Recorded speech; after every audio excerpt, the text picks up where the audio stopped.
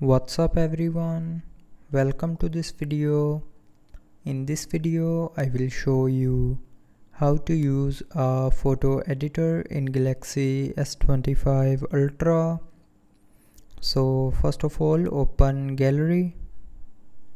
Now here in gallery, tap on the picture, and after opening a picture, to edit this picture, tap on this edit icon.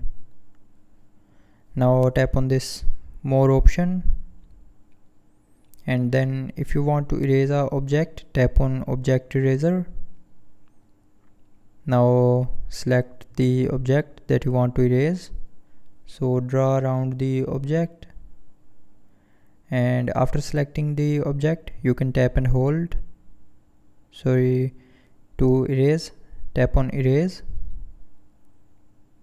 and then it will erase the object from the picture, and then tap on done, and then you can tap on save to save the image.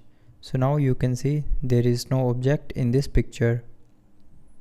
So that's how you can use a photo editor in Galaxy S25 Ultra. So I hope you liked the video. Thanks for watching.